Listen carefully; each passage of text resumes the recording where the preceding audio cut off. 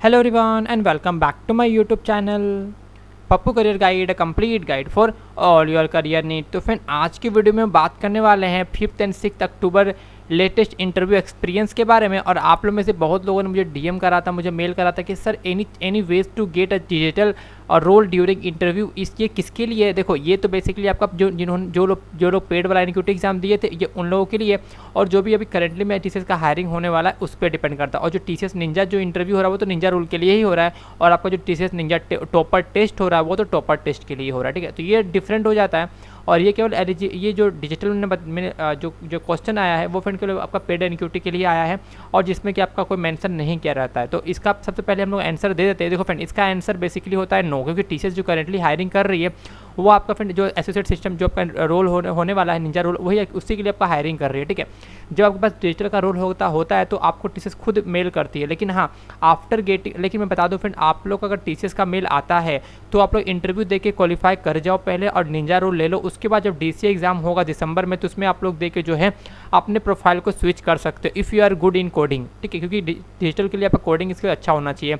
एक आपका DCA exam होता है और एक आपका होता है इंटरनल हायरिंग एग्जाम। तो इंटरनल हायरिंग एग्जाम के थ्रू से भी आप लोग जो है डिजिटल रोल में जा सकते हो। ठीक है, आगे समझ में।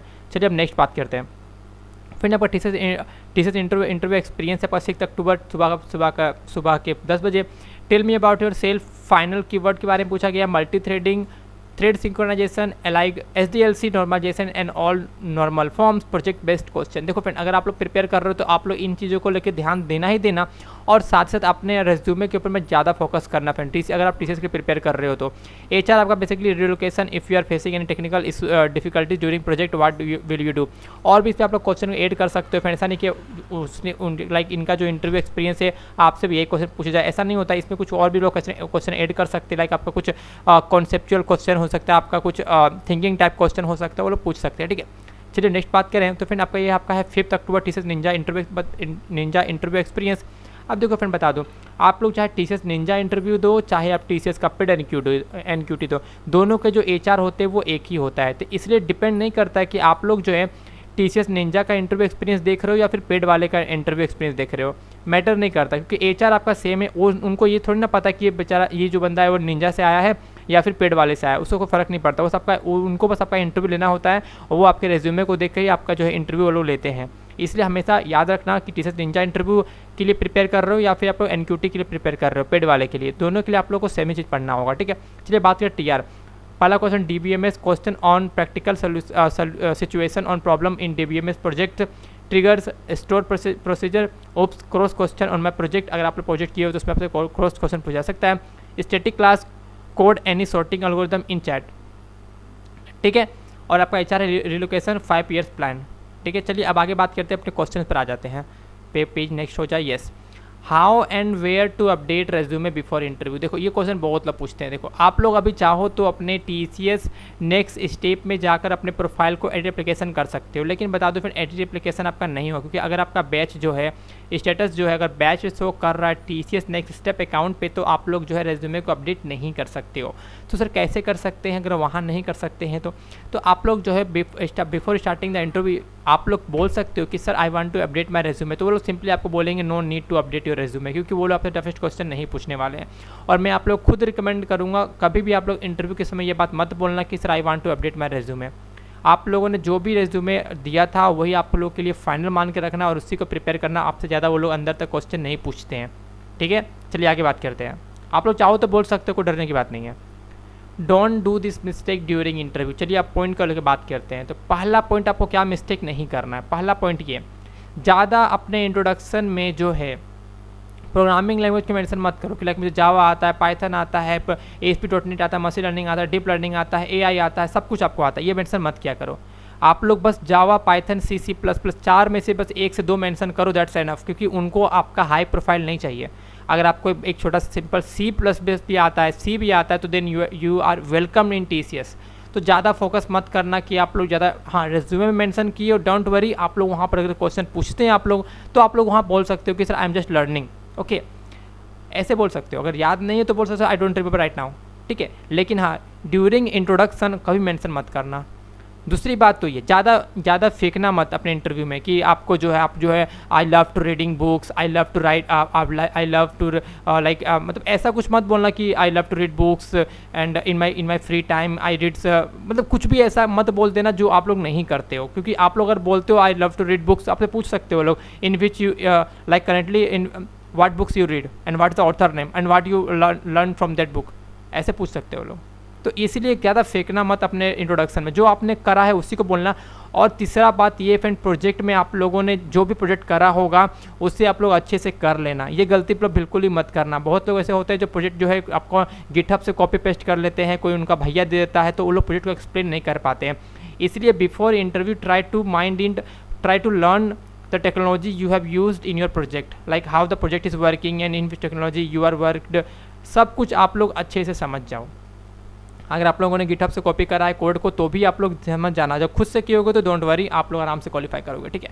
ऐसे बहुत सारे लोग होते हैं जो लोग कोड कॉपी करते हैं। चलिए फोर्थ पॉइंट का फिर बात करें, जब कोई इंपॉर्टेंट पॉइंट्स आता है वो ये आता है कि आपको जो इंटरव्यू, ड्यूरिंग इंटरव्यू आपको जो हमेशा अपने चेहरे पर स्माइल रखना है, और आफ्टर एंडिंग योर इंटरव्यू आपको ये क्वेश्चन, आपको 3 क्वेश्चन हमेशा जरूर पूछना है कि आपका लॉकडाउन में जीवन कैसा बीत रहा है सर, अगर मैं सिलेक्ट होता हूँ तो मेरे को क्या प्रोजेक्ट मिलने वाला है, आप लोग इसे इंग्लिश से पूछना। थर्ड क्वेश्चन है कि सर अपना फीडबैक मांगना है कि आपका टुडे का इंटरव्यू फीडबैक कैसा रहा। तो ये जो 3 पॉइंट था ना, ये आपके लिए बहुत बेनिफिट होने वाला है, ठीक है। तो ये मैंने बताया वो सब गलती बिल्कुल भी आप लोग मत करना, ठीक है। ज़्यादातर फोकस करना अपने रिज्यूमे में C++ से फोकस करना। अगर आप लोग अदर ब्रांचेस से हो, मैकेनिकल सिविल से हो, तो ज़्यादा आप लोग से टफेस्ट क्वेश्चन नहीं पूछने वाले। आप लोग ट्राई करना, आपको जितना आता आप लोग उतना ही बोला करना, जो नहीं आता आप लोग ट्राई मत बोलना, क्योंकि उनको पता है कि आप एज अ फ्रेशर्स हो, आपको उतना कुछ नहीं आता। आप लोग ज़्यादा बकने जाओगे, वो आपसे ज़्यादा क्वेश्चन पूछेंगे, जब ज़्यादा क्वेश्चन पूछेंगे तो ज़्यादा वो डीप में चले जाएंगे, क्योंकि वो एक HR है, वो कोई नॉर्मल इंसान नहीं है, ठीक है। जितना आप लोग नॉर्मली बिहेव करोगे, नॉर्मली आंसर दोगे, वो उतना चांसेस ज़्यादा रहता है आपका सिलेक्शन होने का। चलिए आगे बात करते हैं। Next page, personal tips and tricks मैं बता चुका था आपका, जो मैंने बताया था 3 स्टेप्स आपको बोलने होंगे आफ्टर लाइक जब इंटरव्यू आपका एंड होने रहेगा, तो मैं बता दिया। और फ्रेंड आपको प्रोजेक्ट पे ज़्यादा फोकस करना होगा इसके लिए। और हाँ फ्रेंड, आपको कोई नई टेक्नोलॉजी सीख लेनी होगी, चाहे AWS हो, चाहे अमेजोन, चाहे आपका कोई भी नेट बिग डाटा हडूप हो गया, कुछ भी एक नई टेक्नोलॉजी पर थोड़ा बहुत कॉन्सेप्ट रख लो, थोड़ा बहुत, ज़्यादा डीपली नहीं, बस हडूप क्या होता है, AWS कैसे काम करता है, ठीक है। तो थोड़ा बहुत आप लोग नई टेक्नोलॉजी पर एक न्यू टेक्नोलॉजी सीख जाओ, बस एक न्यू टेक्नोलॉजी आपके लिए बहुत बेनिफिट होने वाला है, ठीक है। ये हो गया। और आपको हमेशा ये बात आपको ध्यान में रखना होगा, अगर आप लोग TCS का इंटरव्यू दे रहे हो तो अगर आपसे वो लोग कुछ भी क्वेश्चन पूछते हैं तो बार बार आप लोग नीचे मत देखना, क्योंकि वर्चुअल इंटरव्यू होने वाला है। बार बार नीचे लाइक आपको हमेशा कैमरा में ही देखना है, और आई कांटेक्ट आपको अपने लैपटॉप के कैमरे से मिला कर रखना है, नीचे बार बार नहीं देखना है। पता है उनको क्या लगेगा कि सामने बंदा मोबाइल इस्तेमाल कर रहा है, फिर कोई उनको पीछे से गाइड कर रहा है। तो ये गलती बिल्कुल ही मत करना, क्योंकि ये गलती बहुत लोग से हो चुका है, ये गलती बिल्कुल ही मत करना। अगर आपको क्वेश्चन नहीं आ रहा है तो आप लोग तुरंत बोल दो I don't remember right now, बस। ज़्यादा आपको लोग चाप नहीं देंगे, लेकिन अगर ज़्यादा आप लोग उधर इधर आँख को ये करोगे तो प्रॉब्लम क्रिएट हो जाएगा, ठीक है। तो अब यही रहा आपका पर्सनल टिप्स एंड ट्रिक्स, आप लोग आराम से क्वालिफाई कर लोगे अगर अपना प्रोजेक्ट अच्छा से किए हो, न्यू टेक्नोलॉजी सीखे हुए हो, आपका स्पीकिंग स्किल्स अच्छा है, कम्युनिकेशन स्किल्स अच्छा है, बस आराम से क्वालिफाई कर लोगे, ठीक है। आगे बात करते हैं। Next page, complete details process from survey mail to TCS। देखो फ्रेंड, जो रिजेक्टेड थे मैं ऑलरेडी वीडियो बना चुका हूँ, कैसे आप लोगों को सर्वे मेल देखने को आएगा। अगर आपने नहीं चेकआउट किया तो चेकआउट कर लेना, मैं इससे पहले वाला मैंने वीडियो ही बनाया था। और दूसरी बात ये, जब आप लोग सर्वे मेल फिलअप करते हो, सर्वे मेल कब आता है, जब आप लोग TCS NQT एग्जाम देते हो। अगर आपने TCS NQT एग्जाम 2 साल पहले, मतलब कि 2021 चल रहा है, अगर आप लोग 2019 में एग्ज़ाम दिए हो तो 2 साल तक वैलिड रहता है, तो भी आपको जो है देखने को मिल सकता है TCS सर्वे मेल। आप NQT देते हो, NQT देने के बाद आपको सर्वे मेल आता है, सर्वे मेल भरने के बाद आपको जो है पहले आपको आता है इंटरव्यू मेल। आपको कभी कभी एक ही दिन TR MR HR हो जाता है, कभी कभी आपका जो HR हो जो नेक्स्ट डे कंडक्ट हो जाता है, मतलब HR नेक्स्ट डे कंडक्ट हो रहा, मतलब कि आप जो क्वालिफाई कर चुके हो। ये सिंपल सा प्रोसेस होता है। अगर आपके पास सर्वे मेल आया, फिलअप करो, फिर इंटरव्यू मेल आएगा, वो आपका 7 दिन के अंदर में ही आ जाएगा। जो करंटली मैं TCS हायरिंग कर रही हूँ, उनका जो लास्ट डेट वो 8 अक्टूबर है, मतलब 8 अक्टूबर के बाद जो है आपको नेक्स्ट वीक तक देखने को मिल जाएगा, ठीक है। फिर आपका HR, फिर आपका ऑफर लेटर, फिर आपका एक्सप्लोरर, फिर आपका ज्वाइनिंग, फिर ये फिर वो, ऐसे चलता रहता है, ठीक है। आगे बात करते हैं, what to prepare to TCS current interview. मैं ऑलरेडी बता चुका हूँ फ्रेंड, क्या क्या आपको पढ़ना होगा। रेज्यूमे को अच्छे से कर जाओ, अच्छे से क्या आपने क्या क्या रेज्यूमे मेंशन कर रहा है उसे देख लो। प्रोजेक्ट में अगर आपने ग्रुप में करा होगा तो एक प्रोजेक्ट में हमेशा ग्रुप में बताना, एक प्रोजेक्ट अपने साथ सिंगल बताना, ठीक है। और TCS के लास्ट में इंटरव्यू में जो मैंने बताया था उसे जब जरूर मेंशन करना। ये सब छोटे छोटे बातें जो आपको ध्यान में रखना होगा, ठीक है। और है क्या, time duration between interview and result. देखो फ्रेंड, इंटरव्यू रिजल्ट में जो नॉर्मली जो ड्यूरेशन होता है फ्रेंड, वो आपका होता है फ्रेंड 10 से 15 दिन का ड्यूरेशन होता है, ठीक है। तो इतना दिन आपको टाइम लगता है, और कभी कभी ये 2 वीक से पार भी हो जाता है, ठीक है। तो इतना आप लोग दिन को मान के रख सकते हो, ठीक है। तो चलिए बैक करते हैं स्लाइड को। तो मैं क्या क्या डिस्कस कर चुका हूँ इसमें, मैं देखता हूँ पहले। यस, मैं सब चीज़ मैं डिस्कस कर चुका हूँ, ठीक है। और 5, 5 एंड 6 अक्टूबर का मैं इंटरव्यू एक्सपीरियंस ऑलरेडी आपको बता चुका हूँ। मैं फिर से दिखाता हूँ, आप लोग बस स्क्रीनशॉट ले लेना। ये आपका 6 अक्टूबर का, ये आपका 5 अक्टूबर का, ठीक है। तो और भी बस एक्सपीरियंस होगा मैं शेयर करूँगा। अगर आप लोग भी अपना एक इंटरव्यू एक्सपीरियंस शेयर करना है तो आप लोग मुझे मेल कर सकते हो। तो मिलते हैं आपको दूसरे दिन। जय हिंद, जय भारत।